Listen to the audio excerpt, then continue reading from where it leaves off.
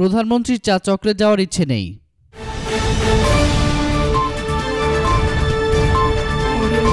আওয়ামী লীগ সভাপতি প্রধানমন্ত্রী শেখ হাসিনার পক্ষ থেকে শুভেচ্ছা বিনিময় ও চা চক্রের আমন্ত্রণ পেয়েছে বিএনপি, গণফোরাম সহ কয়েকটি দলের সমন্বয়ে গঠিত জাতীয় ঐক্যফ্রন্ট। আগামী 2 ফেব্রুয়ারি বিকেলে তাদের গণভবনে এই আমন্ত্রণ জানিয়েছেন শেখ হাসিনা। জাতীয় ঐক্যফ্রন্টের নেতা ও গণফোরামের সাধারণ সম্পাদক মোস্তফা মহসিন মন্টু সাংবাদিকদের এই তথ্য জানিয়েছেন। তিনি বলেন, আমরা দাওয়াত কার্ড পেয়েছি, তবে সেটা কিসের দাওয়াত, কি জন্য দাওয়াত দেওয়া হয়েছে তা জানি না। তবে গণফোরাম থেকে কোনো ফোন করা হয়নি। তবে ঐক্যফ্রন্টের নেতা ও গণফোরামের নির্বাহী সভাপতি অ্যাডভোকেট সুব্রত চৌধুরী জানিয়েছেন, প্রধানমন্ত্রী তার বাসভবন গণভবনে শুভেচ্ছা বিনিময় ও চা চক্রে আমন্ত্রণ জানালেও সেখানে যেতে ঐক্যফ্রন্টের কোনো ইচ্ছে নেই। তিনি বলেন, আমাদের গণভবন যাওয়ার সুযোগ নেই। এটা আমার ব্যক্তিগত অভিমত, পরে জোটু দলীয় ফোরামে এ নিয়ে আলোচনা হতে পারে।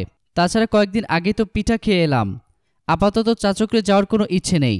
এ বিষয়ে ফ্রন্টের নেতা ও বিএনপি স্থায়ী কমিটির সদস্য ডক্টর খন্দকার মোশাররফ হোসেনের কাছে জানতে চাইলে তিনি বলেন, বিষয়টা আমি জানি না, এ সম্পর্কে আমার ধারণা নেই। গত 30 ডিসেম্বর অনুষ্ঠিত একাদশ জাতীয় সংসদ নির্বাচনে 288টি আসন পায় আওয়ামী লীগ নেতৃত্বাধীন মহাজোট। এই নির্বাচনে মাত্র 8টি আসনে জিততে পারে ঐক্যফ্রন্ট।